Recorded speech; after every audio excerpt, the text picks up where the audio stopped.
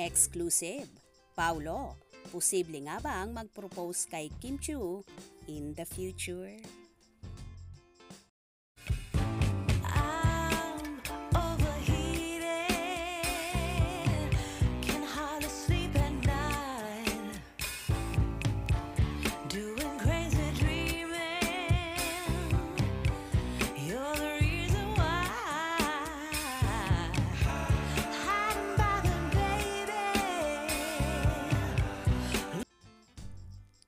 Sa nakuha ng video last 2018, nagkasama nga ang mga kapamilya stars na sina Kim Chiu at Paolo Avellino sa event ng Biroka kung saan pareho silang endorser ng naturang drink vitamins.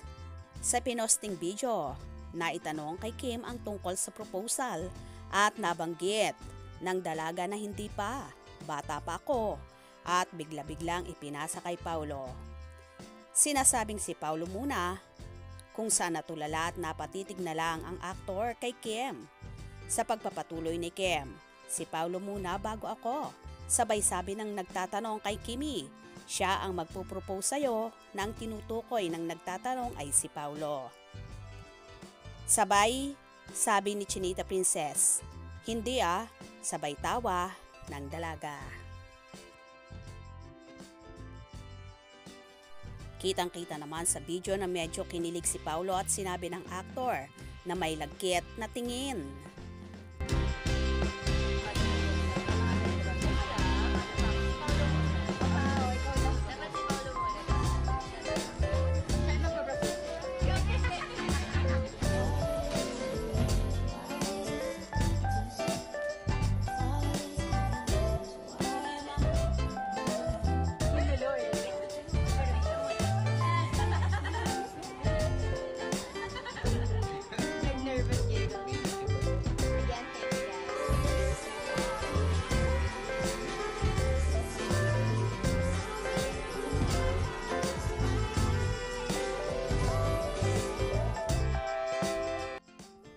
Tila magkakatotoo ang naging interview sa dalawa last 2018.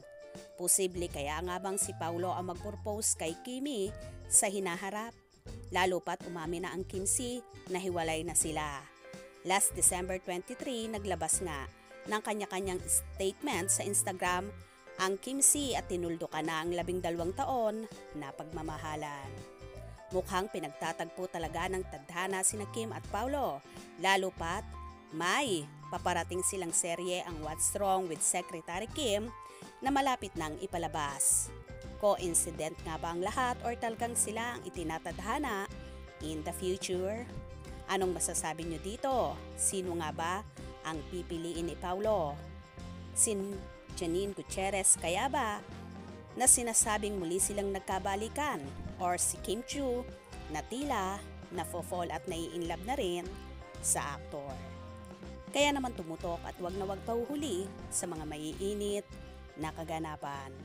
Anong inyong magiging reaction sa bidyong ito? Comment below.